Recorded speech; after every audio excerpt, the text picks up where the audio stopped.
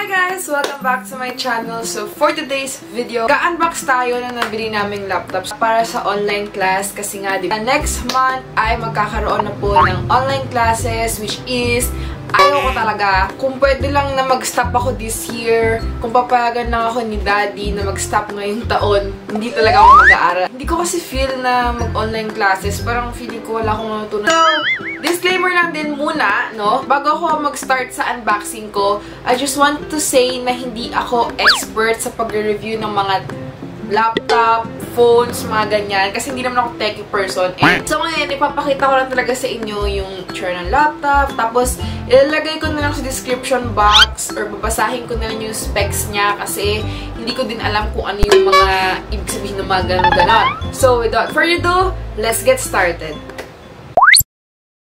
Okay guys, so yung laptop na nabili ko or nabili namin na itong Asus laptop. This is a 14-inch laptop. Nabili namin siya sa SM Appliances. Ayun pa pala guys, nagkakaubusan ng mga stock ng laptop. Yung mga kailangan sa online classes, katulad ng tablet, ganyan. Si Hans hindi nabila ng tablet kasi walang stock nung gusto namin bilhin. Meron siyang free bag, a backpack. So, backpack siya na ganyan, color black, tapos may Asus lang dyan. Tapos meron siyang pocket dito sa harap. Ito na yung main compartment. Malaki yung bunganga niya. Ayan. Ganyan. Maluwag. Tapos dito, dito mo ilalagay yung laptop mo. Meron na siyang magnet na ganyan. And tapos maluwag pa yung space niya para pwede nyo siyang gamitin na ito lang. Kapag papasok kayo ng school, kapag pwede na yan. So, pwede nyo lagay notebook ninyo. Okay! So, mag-proceed na tayo sa unboxing ng laptop natin. So, ito siya. Ayan siya. Okay. So, pagbukas nyo, ayan, mabigat, no? Medyo mahirap itong ginagawa ko. Ayan. Ayan yung nakasulat. In search of incredible. Tapos, ito yung laptop. Ang hirap naman. Ito yung laptop. Tapos, yung dito sa maliit na box na to, ito, nandyan yung charger niya. Ganito yung charger niya. Nanibago ko kasi yung charger ng laptop namin dito, na luma, yung Dell. Malaki siya. Malaki yung charger niya. Mataba yung cord. So, sa ilalim ng laptop, nandito yung manual. And, dalawang manual to. Ayan. Ayan siya. Ganyan lang siya. Yan naman niya. Tapos, meron pa dito, kung gusto daw namin ipa-upgrade yung storage niya to 1 terabyte, ito daw yung gagamitin, ibibigay namin doon sa, sa center. Doon sa paggawaan niyan, or saan lang yun naman ng bag. Kung naghahanap kayo ng budget laptop, then maganda yung performance niya. I think this laptop is for you. Kasi, mura lang namin siya nabili. Sale kasi siya. So, flash ko na lang dyan sa screen yung price niya. Ito po siya. Ayan. Nakabalot pa siya ng ganyan. Ng cloth. Paper cloth. Ano ba to? Ayan. Color niya ay slate gray. Ayan yung itsura niya. Matte yung dito niya sa labas. Ang ganda ng color niya, diba? Super nice. Super simple lang na itsura niya. And hindi siya ganoon kabigat. Tapos, hindi din siya ganoon kakapal. Ayan.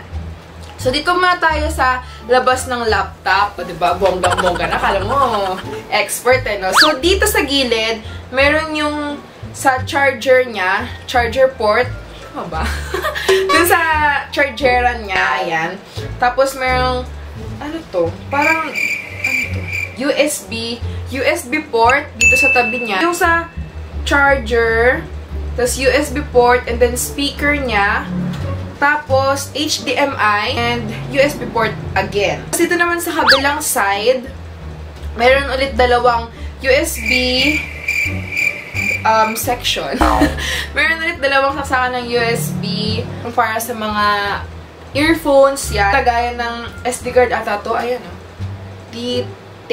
Ayan. Ito. Ayan. Ngayon, bubuksan na natin siya. Okay. So, ayan. Oh, nice.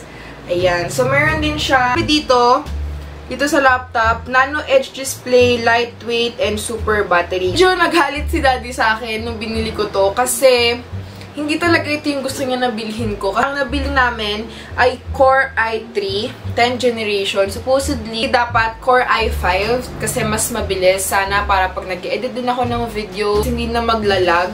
Ganyan. Tapos, meron na siya, guys. Meron na siyang fingerprint scanner dito. Ayan, yung fingerprint scanner niya.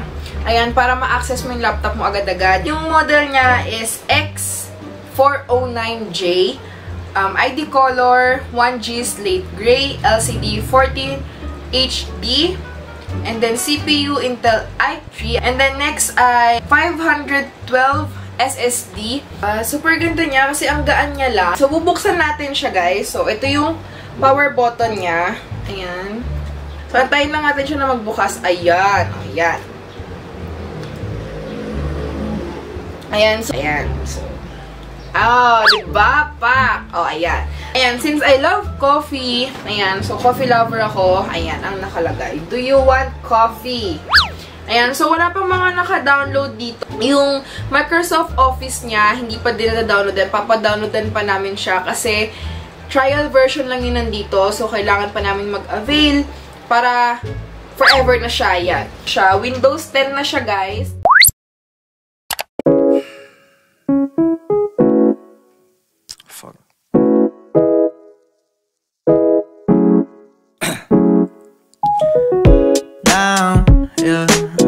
I've been feeling so down, yeah. Can you tell me why?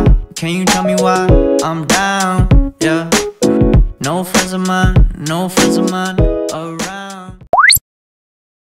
So, yun na nga, guys, sa video na to. Yun lang naman, wala naman ako masyado i-review dito kasi i-unbox ko lang talaga siya. So, sana nag-enjoy guys sa video na to. Huwag niyo kalimutan mag-like and mag-subscribe sa channel ko. Hindi pa kayo nakapag-subscribe. Bye!